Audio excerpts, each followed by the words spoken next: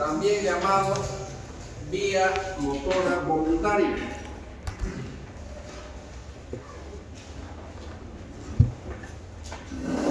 Vamos a pegar un poquito la poca gente, ¿eh? Somos pocos. Pero a partir de la próxima clase vamos a tomar asistencia.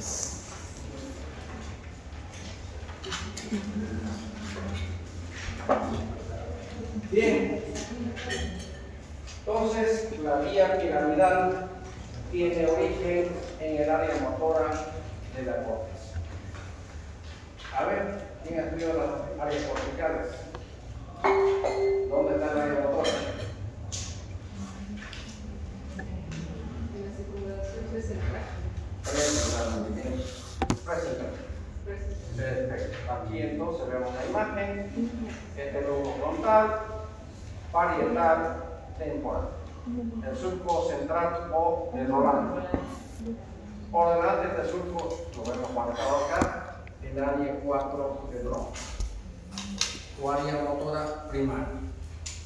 Entonces, una de las áreas importantes y la secundaria está por delante.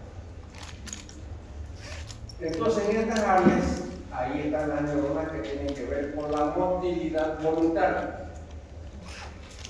Y luego en este corte, en esta imagen, vemos cómo desciende de la corteza de la cerviz sus axones, fibras, formando primero la corona radial, porque es uno radio. Luego se juntan en la parte profunda de los hemisferios, en la cápsula interna, todas ellas juntas. Siguen descendiendo, pasan por el mesencéfalo, pasan por la protuberancia y llegan al bulbo. Y el bulbo forman las pirámides, por eso se llama vía piramidal. Las pirámides. Y en la parte inferior de las pirámides se decusan, se cruzan. Entonces las que se originan en el hemisferio izquierdo se van al lado derecho de la médula. ¿Está claro? Y la del otro lado al lado izquierdo, el otro hemisferio. Y hacen sinapsis con la segunda neurona que está en la médula espinal, en las astas anteriores, las células alfa y gamma. ¿Listo? Por eso hay autores que dicen enfermedades de la primera neurona central o cortical, que está en la corteza, y la segunda neurona motora que está ¿dónde? En la médula espinal, en las astas anteriores. Perfecto. Muy bien. Entonces vamos a hablar de esta vía que es muy importante, que nos permite a nosotros ¿qué? Ejecutar movimientos voluntarios. El que están haciendo ustedes en este momento es escribir, tomar notas, cualquier acto voluntario gracias a esta vía. Bien. Y aquí vemos, para que ustedes se refresquen su memoria, eso ya lo han llevado en anatomía, la representación de nuestro cuerpo en la corteza. Hay partes que lo vemos que están mucho más grandes que otras, por ejemplo la mano y los músculos de la cara, que tienen mayor representación en la corteza. ¿Por qué es esto? Porque es la parte que más utilizamos, la parte más funcional, en referencia de las otras partes del cuerpo que lo vemos mucho más chiquito. No es la cantidad de músculos que inervan, sino la función que para nosotros representa cada parte del cuerpo. ¿Y qué es lo que más utilizamos? La mano y los músculos faciales. Perfecto. Entonces de esta vía vamos a hablar y sus alteraciones.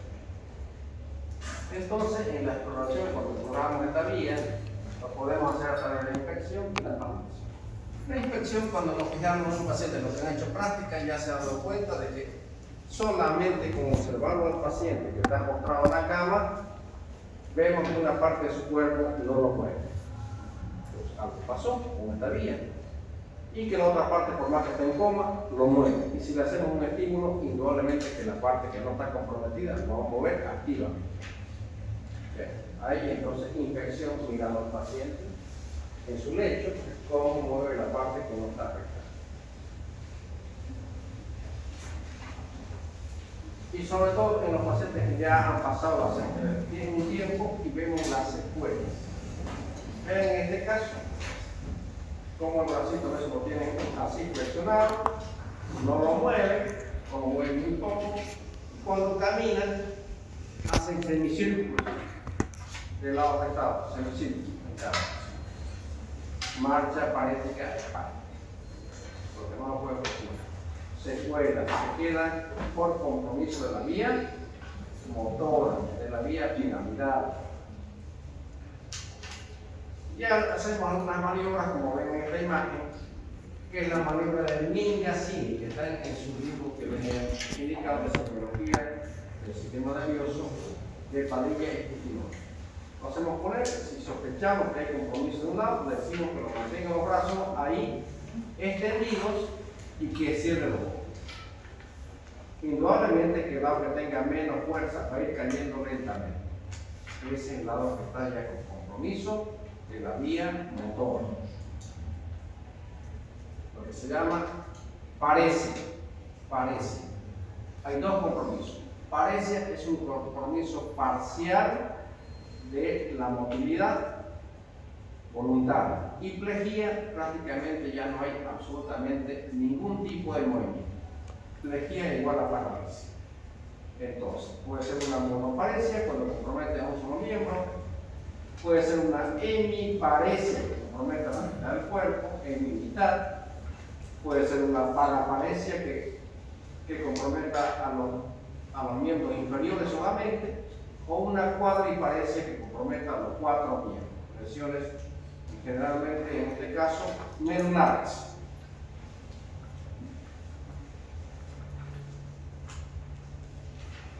¿Está claro? Entonces, ¿cuál es la diferencia entre paresia y plejía, jóvenes? Compromiso parcial y parálisis. Paresia todavía existe el movimiento, aunque sea débil, pero existe. Plejía ya no existe movimiento. Es igual a parálisis. ¿Está claro? Está definido. Monoparesia, compromiso de un miembro. Braquial cuando es el brazo, o plural cuando es el miembro inferior. Cuadriparesia, compromiso de los cuatro miembros. Paraparesia, compromiso de los miembros inferiores. Este término apréndanselo. Paraparesia, compromiso solo de los miembros inferiores. Hemiparesia, mitad del cuerpo, derecho o izquierdo.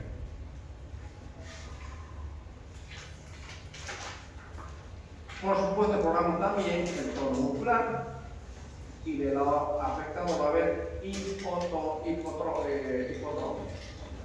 por el sur. Los músculos con el tiempo se vuelven duros y el brazo a veces está así flexionado, como ven en la imagen. Y cuando lo agarramos y queremos extenderlo, hay resistencia, no podemos extenderlo. Entonces, llega un momento, por la espasticidad eso, llega un momento en que tanto hacer fuerza se abre como abrir una navaja. Por eso que se denomina el signo de la navaja. Por la espasticidad que tienen los músculos, por el tiempo ya que llevan de afectación de esta vía. Los reflejos, cuando tomamos, en este caso estamos viendo aquí el reflejo, ¿qué reflejo está acá? Pateral, es decir, pateral.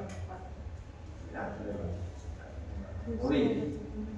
Están aumentados los reflejos, lo que se llama hiperreflexia, salta por la hiperreflexia.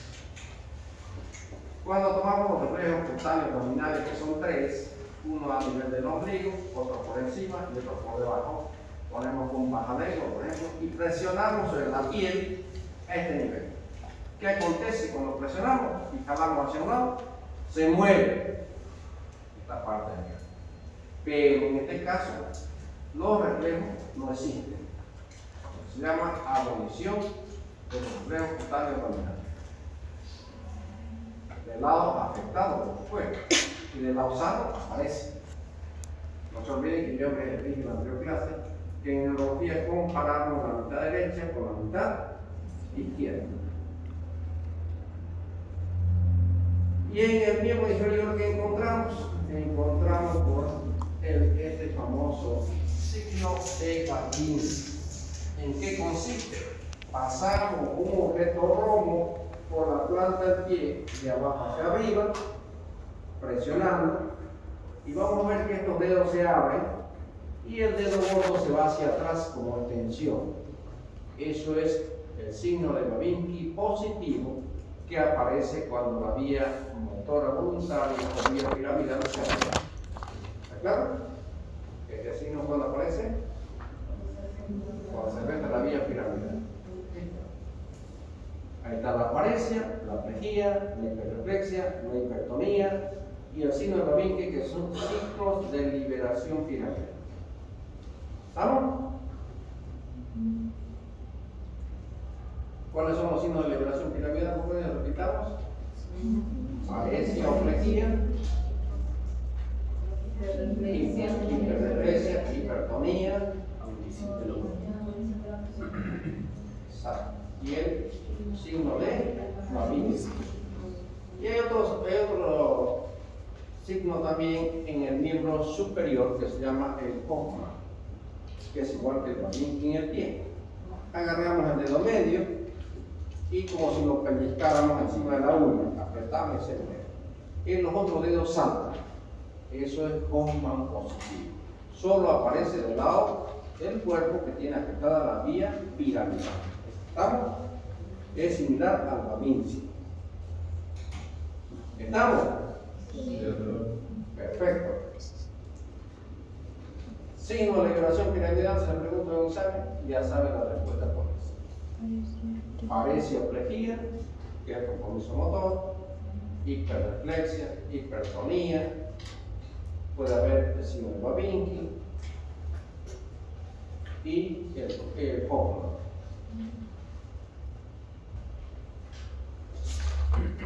¿A qué denominamos síndrome piramidal? Si les pregunto, toda lesión que afecte la neurona motora superior, que va desde dónde a dónde, de la corteza hasta la médula. Ese recorrido en cualquier parte que lo afecte se llama síndrome piramidal. Facilísimo, ¿no? Vamos a volver la imagen para que lo que ha llegado tarde este recorrido. Puede ser la lesión a nivel de la corteza, de las áreas motoras, puede ser en la subcortical, en la corona radiada, puede ser por tumores, por hemorragias, isquemia, puede ser en la cápsula interna, acá, donde todas las fibras están juntas, puede ser a nivel del mesencéfalo, a nivel de la protuberancia o del bulbo, o a nivel de la mente. Es el recorrido de la vía piramidal. Se llama vía piramidal, ¿por qué? ¿Por qué se llama? Porque esta vía forma las pirámides del bulbo. La parte anterior del bulbo tiene los lados como pirámides. Y ahí está esta vía. ¿Estamos? Repaso la anatomía.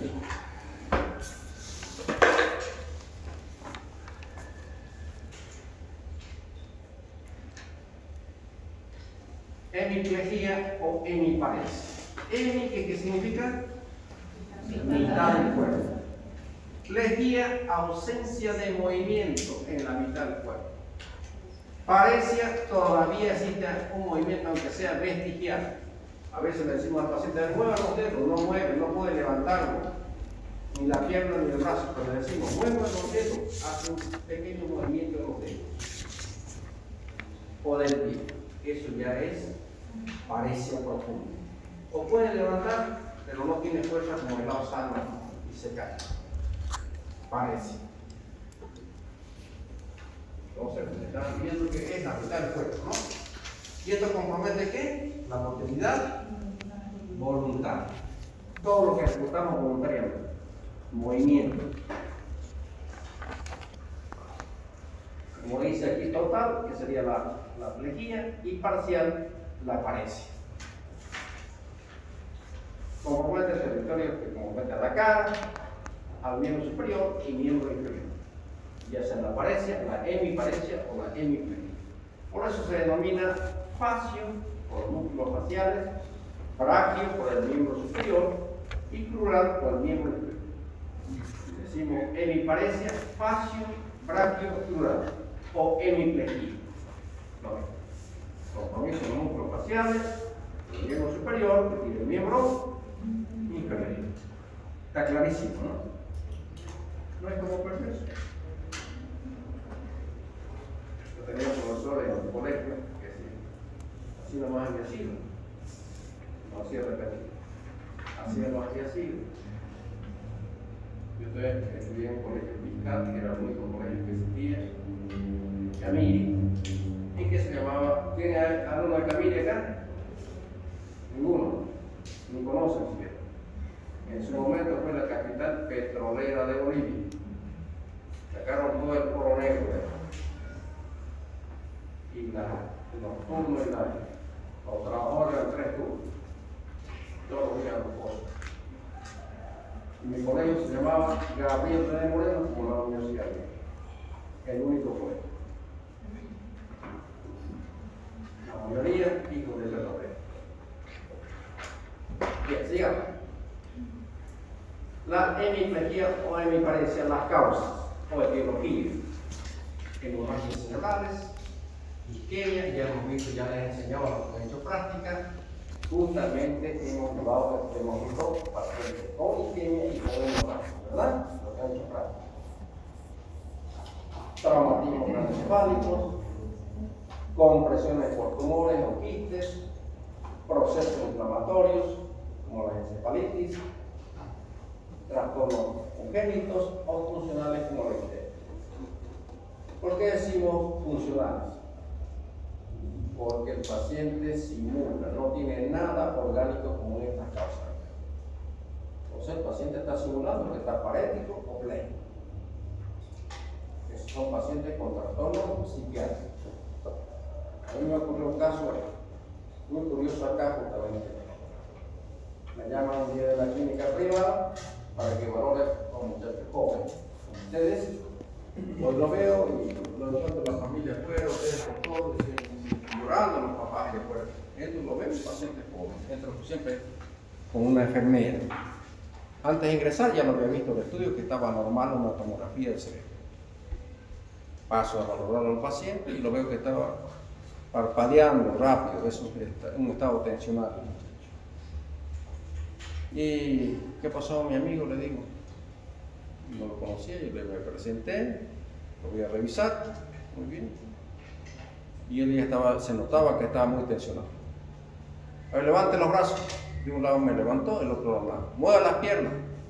De un lado lo levantó y el otro lado nada. Bueno, perfecto. Muy bien, mi amigo, le digo, vamos a hacer unas pruebitas. A ver, agárrame con la tabla Osana. Apriéteme. Listo. Muy bien, le levanté la mano que no podía mover, se lo puse encima de su cara y lo sujeté. No lo botó. Listo, ahí se acabó el examen. Un paciente que tiene epilepsia no tiene fuerza para botar. Entonces se cae en su cara. Ahí nomás salí, hablé con la familia, les dije, mire, el estudio es normal, pero yo necesito la valoración de otro especialista. Porque no me correspondía a mí hablarle del trastorno que tenía el chico. Y le digo, va a venir otro médico, ya vamos a un psiquiatra para que lo valore, pero no, porque ya soy funcional. Porque el pléjico, pues, no tiene nada de fuerza. Yo le soltaba encima de su cara, se iba a golpear con su mano. En cambio, con el botón, no. Ahí me di cuenta que el chico estaba simulando. Entonces lo llamé y a tanto recibo una llamada y me dice el psiquiatra, doctor, está correcto lo que ha hecho usted. Este chico tiene un trastorno de neuropsiquiátrico. ¿Qué ha pasado? Le digo, mire, no va a creer, me dice, que es estudiante de medicina. Ya parece que llegó una materia, me dice neurología. Y yo sabía las cosas, ¿no? Entonces se había aplazado en toditas las materias. Entonces no sabía cómo decirle a sus padres. Lo hizo llorar, simuló que estaba enfermo, imagínense. Eso más lo hizo llorar. Aparte que se aplazó, le da ese susto más a su papá. Eso me ocurrió aquí en una clínica conocida. ¿Sí? Lo que no supe de qué universidad era el muchacho. Ahí no termina, pues así, esa prueba es vital, jóvenes. Ya le he estado tensionando, cuando vi al chico que está tenso, porque un paciente que está con un trastorno orgánico no es fácil. Ya eso fue. Y después que le puse la mano, lo me botó a un lado, se acabó de hacer. Sí, está claro, eso es funcional. Y este término histeria es un término psiquiátrico muy antiguo.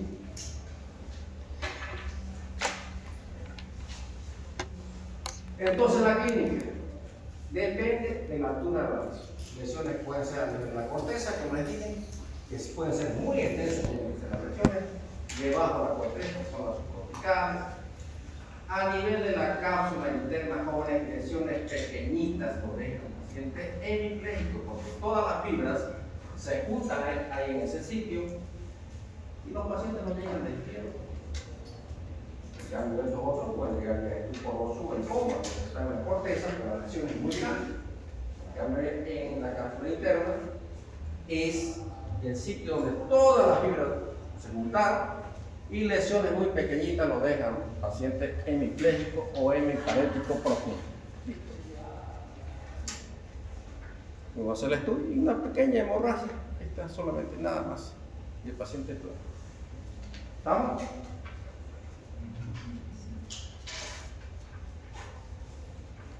Lesiones del tronco cerebral, cuando va pasando, hemos visto que pasa por el encéfalo, por la protuberancia y por el bulbo, por ambas pianas. En cualquier sitio de su recorrido puede ser afectado esta vía. O en la médula y las astas anteriores, donde están las células alfa y gamma, que forman parte de la vía piramidal. Hoy día esta es la segunda neuronal. ¿Sí? Fíjense esta imagen, la corteza. Para que sea la corteza, el daño tiene que ser extenso para que sea una hemiplegia. Hemimitad del cuerpo.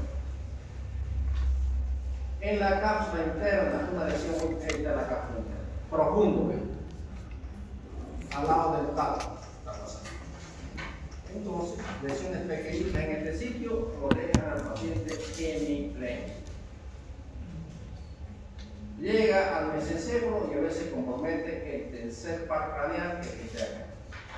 ¿Y qué nos da? Un tercer par craneal del mismo lado de la lesión y una hemiplegia del lado opuesto. Son los famosos síndromes alternos. Y este síndrome se llama de Weber. Tercer par del mismo lado y una hemiplegia del lado opuesto. ¿Compromiso dónde? A nivel del mesencéfalo de la vía piramidal. Seguimos descendiendo y a veces hay compromiso del facial en la protuberancia. Un facial del mismo lado de la lesión y una hemiplegia del lado opuesto. Seguimos descendiendo y a veces compromiso del 12º par que está en el bulbo y una hemiplegia del lado opuesto. Así. Se llaman síndromes alternos porque hay un compromiso de un par craneal y una hemiplegia del otro lado. ¿Estamos? ¿Está correcto? Si hay un tercer par, ¿dónde va a estar la lesión? Y el paciente en el mesencéfalo. Si hay un facial, ¿dónde va a estar la lesión? Bien. Por el cuello. Y si hay un 12º par, ¿dónde va a estar la lesión? En el muslo. Muy bien. Porque estos pares se obtienen ahí. Puede ser un tumor, que se desarrolla ahí, o puede ser una hemorragia o una isquemia. Hacemos los estudios, aparece la lesión ahí. Por eso en neurología el examen clínico nos da una posibilidad de un 80% de diagnóstico preciso. Casi certero. El estudio es para demostrar que sí estamos con ese diagnóstico. Y en la médula está la segunda neurona en las astas anteriores y de ahí salen los nervios raquídeos que terminan ¿dónde? Los nervios raquídeos en nuestros músculos esqueléticos, músculos rojos, que nos permiten ejecutar movimiento. Aquí está la segunda neurona, en la médula. La primera en la corteza y la segunda aquí en la médula. Así. hacen sinapsis y de aquí salen y terminan en nuestros músculos esqueléticos de nuestro cuerpo.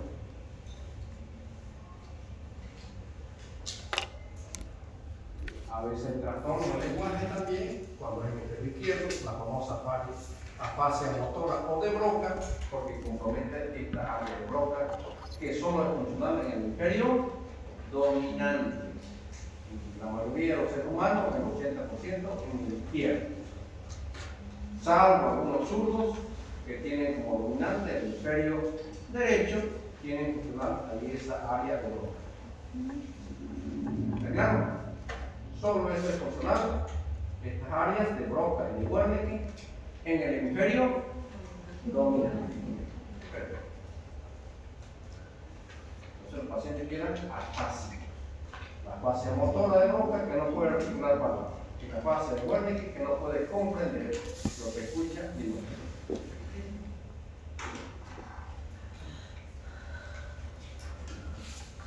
Entonces, hemiplejía, fascio, músculo facial, braquio, plural, del lado contrario. ¿Y qué dice aquí? Capsular, ahí están todas las fibras juntas. Es la más clásica, porque todas las fibras se juntaron ahí y no están dispersas como en la corteza, arborescencia.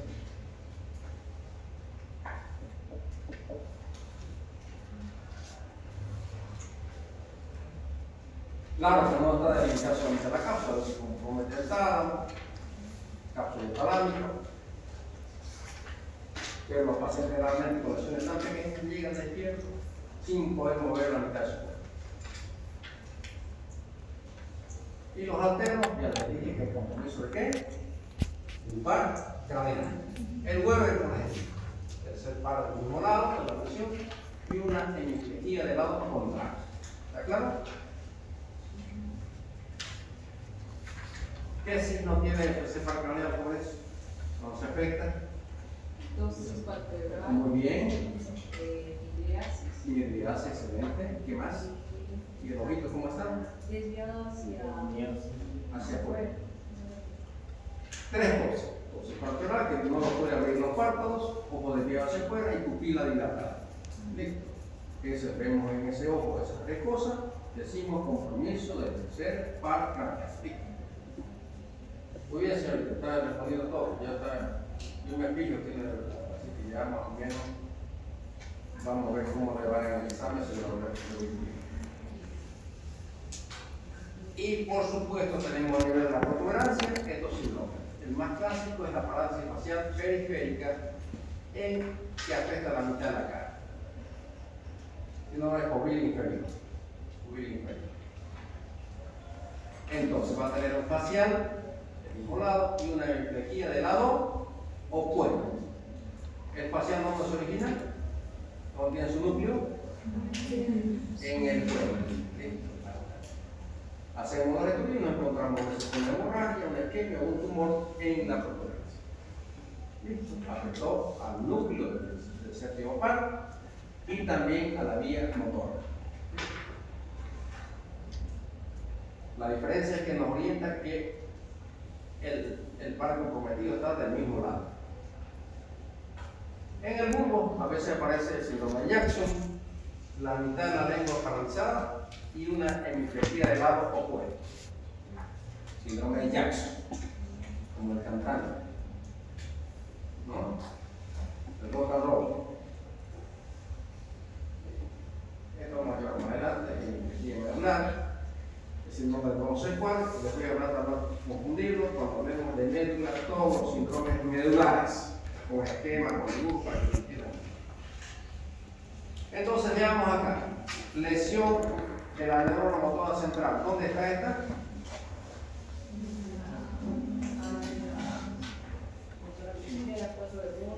No, la central, ¿dónde está? ¿Dónde está la primera neurona? ¿En qué parte? En la corteza cerebral, en las áreas motoras. ¿Sí? Esa es la verdad. La lesión de la neurona motora periférica, ¿dónde está esta? En la médula espinal de la asta. Está clarísimo como el agua. Las dos son motoras. La central está en la corteza, en las áreas motoras, especialmente el área 4 y las áreas suplementarias 6 y 8. Y la periférica está en la asta anterior de la médula. Son las dos neuronas de la vía motora. ¿Claro? Vean ustedes, la central, la lesión asienta en cualquier punto de la vía piramidal, desde la corteza hasta que llega a la médula. En cambio, en la periférica, afecta solamente, cuando se lesiona la asta anterior de la médula, es que aparece comprometida en la vía. La parálisis en la central abarca muchos músculos, en cambio en la periférica, músculos aislados. En la central, ¿qué produce con el tono muscular? Aumento del tono, lo que se llama hipertonía, y crea un defecto que se llama contractura. En cambio, en la periférica, por lesiones medulares, va a estar todo lo contrario, hipotónico. Los reflejos, ¿cómo van a estar cuando se compromete la vía central? Aumentado, se llama hiperreflexia. En cambio, en la periférica va a haber arreflexia, sin reflejo. Este cuadrito tienen que aprenderse los dos. En la central hay evolución de los reflejos nominales y en la periférica están conservados. Aparece el clonus. ¿Qué es el clonus? El clonus se lo busca en la planta del pie. Se hace una presión, se lo agarra el pie, vamos que este fuera el pie, y se lo aprieta, se hace presión, y empieza a hacer un temblor así. Eso se llama clonus.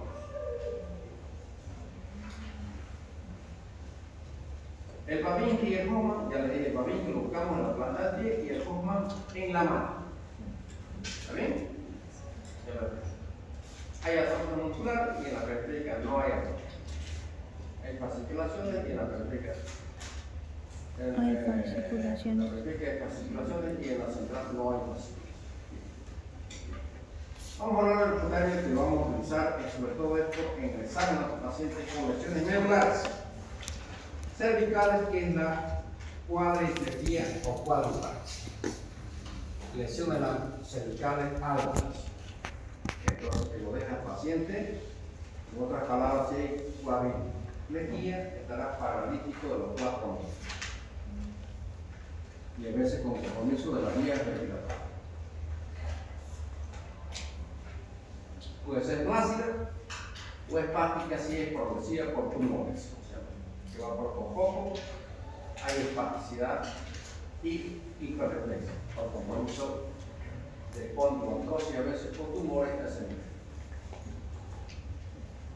Monoplejía o monoparesia, dijimos que es un solo miembro, superior o inferior, con compromiso a veces de meningitis, de la polio, que ya no existe, o lesiones compresivas, que esto es lo que es más compresivo, por deformidad de los huesos, de los vertebrales, que responden a artrosis o tumores. El término paraplejía, jóvenes, solamente se usa ¿para qué? Para el compromiso de los miembros inferiores. La causa puede ser aquí. La mayor de los pacientes que vamos a ver son compresiones medulares, especialmente por compromiso óseo, como son las espondilobandrosis, traumatismo, esclerosis o poliomielitis. La paraplejía, compromiso total de los miembros inferiores, lo que más vemos es por compromiso traumático, trauma raquidiano, torácico o lumbar.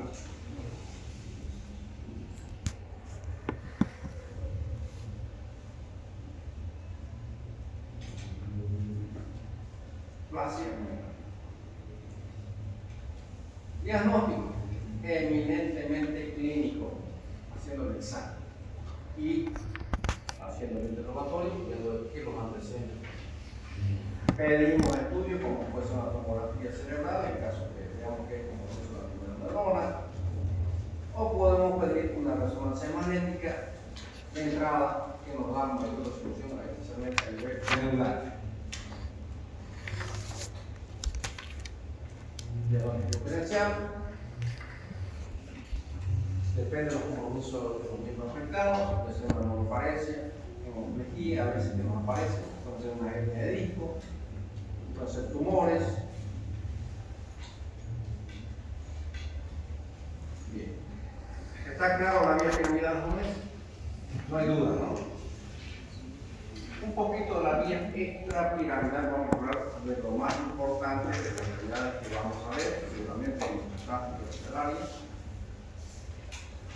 Pero para tanto la vía piramidal como la extrapiramidal, que tiene otro origen, vean ustedes, en la parte profunda, en estos núcleos que estamos viendo acá, que están en la parte profunda, o en el tronco cerebral, como son los núcleos grises subcorticales, el núcleo amigdalino, el putamen, el núcleo caudado, el núcleo de Lewis, la sustancia negra, el núcleo rojo.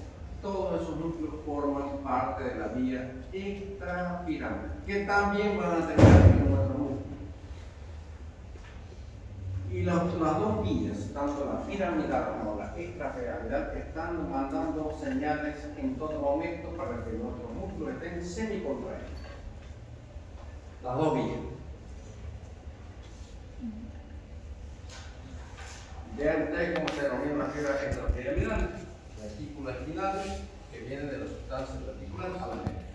Rubro espinal, del núcleo rojo a la médula espinal. Vestícula espinal, de los núcleos vesticulares a la médula. Tecto espinal, de los vérculos cuadrigémenos del mesencéfalo a la médula. Olivo espinal, de la oliva del bulbo a la médula. Así. Todo lo que es descendiente. Bueno, en la inspección de esta vía hay que fijarse con tomo de relieve de los músculos, que a veces pueden estar muy blandos, lo que se llama hipotonía, o puede haber hipertonía. En esta enfermedad hay dos cosas. Blandos, lo que se llama hipotonía, o muy duros, hipertonía. Hay presencia de movimientos anormales. La que son las hipercinesias. ¿Hiper qué quiere decir? Mucho o menos. Cinesia, movimiento. O pueden ser hipocinesias, falta de movimiento, especialmente el braceo y en algunas enfermedades. Los dos extremos, la hipercinesia o la hipocinesia.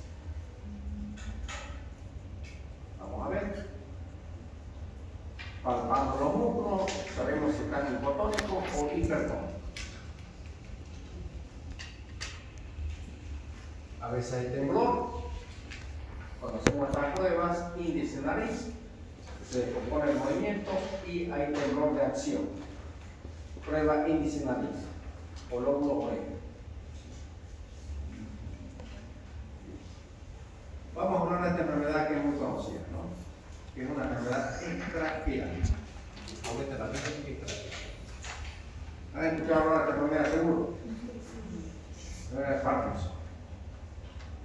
Un trastorno progresivo. Empieza con una fase inicial, que puede ser la cinesia, poco movimiento, temblor de reposo, especialmente distal, que se ve, de reposo temblor. Fino, rítmico, como si estuviera cortando moneda, especialmente en la mano. Rigidez y trastornos posturales y de la mano. Ahí empieza. Y va avanzando la enfermedad hasta la fase final, donde el paciente termina postrado en una cama. Las causas no se conocen exactamente, pero sí lo que se sabe es que falta un neurotransmisor que se llama dopamina. La dopamina. ¿Dónde se produce la dopamina? En la sustancia negra. Muy bien, entonces ahí por trastornos que pueden ser, por intoxicaciones de ciertos metales que afectan a la sustancia negra, por tóxicos ambientales. Es muy frecuente ahora de ver, especialmente en las personas que trabajan en contacto con sustancias tóxicas, que no se protegen y de pronto a la larga nos llega ya con esta clínica de esta enfermedad.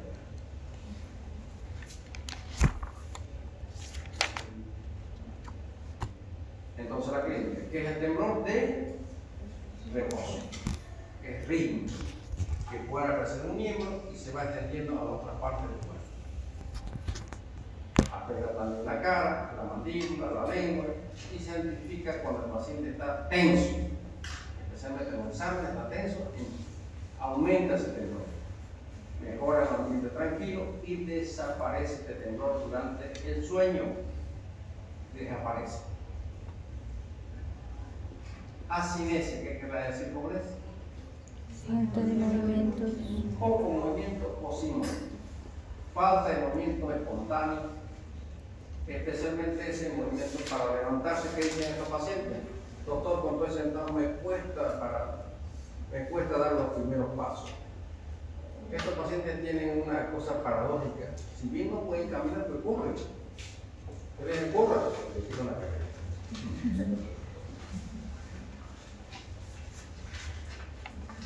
Y desaparecen los movimientos espontáneos, especialmente ese de braceo.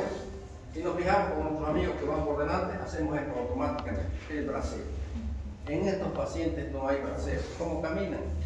Los bracitos bien pegados al cuerpo, inclinados hacia adelante y arrastrando los pies. Bradicinesia. La postura cambia.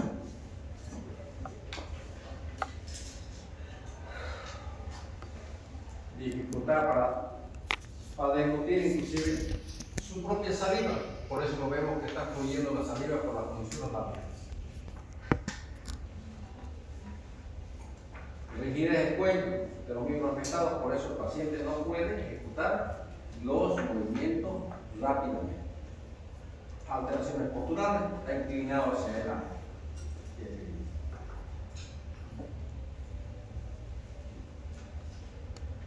Diagnóstico es eminentemente clínico, jóvenes.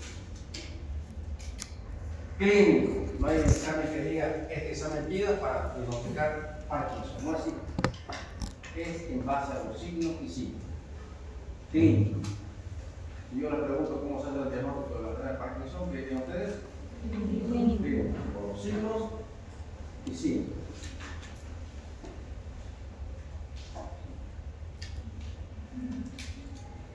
Eso es el Parkinson.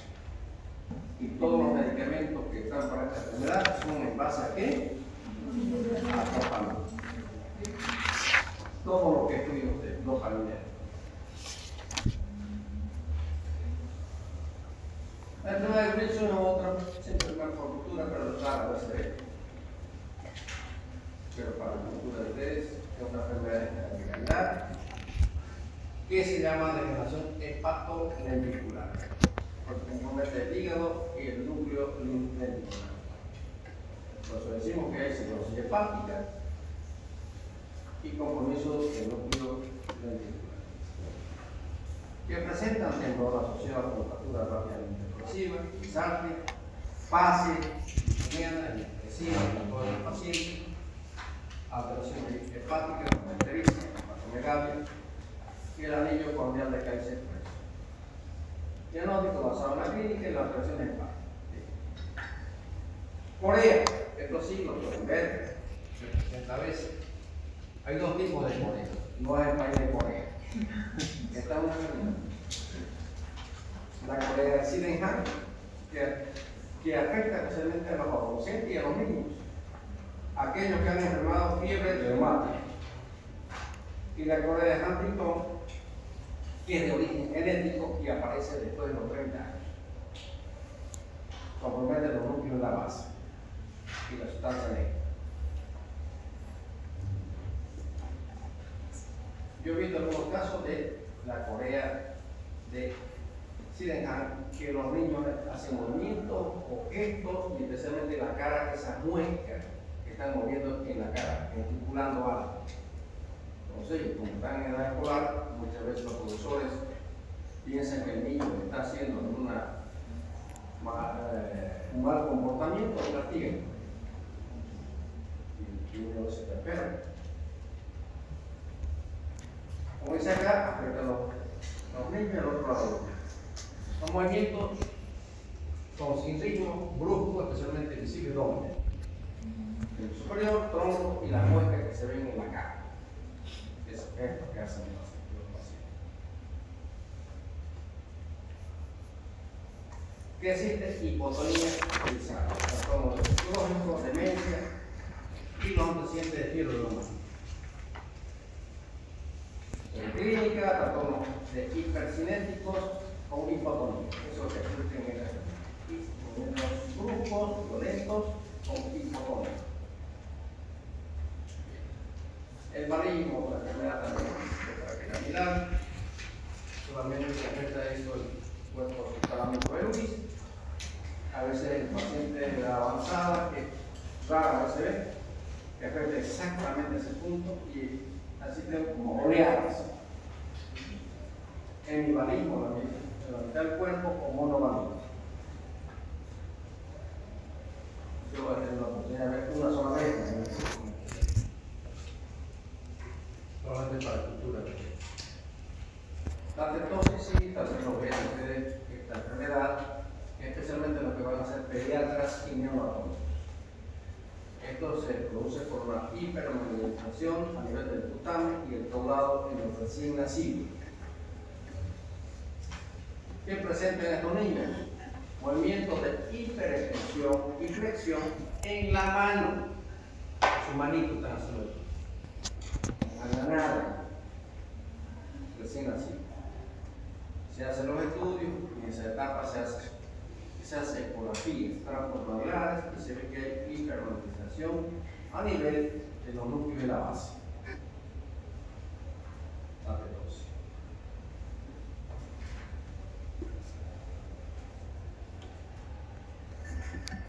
Y ahí está ese cuadrito para que no se olvide. Clínica, hipertonía con hipocinesia en el Parkinson. Hipotonía con hipercinesia, ahí está la corea, el maligno y la depresión.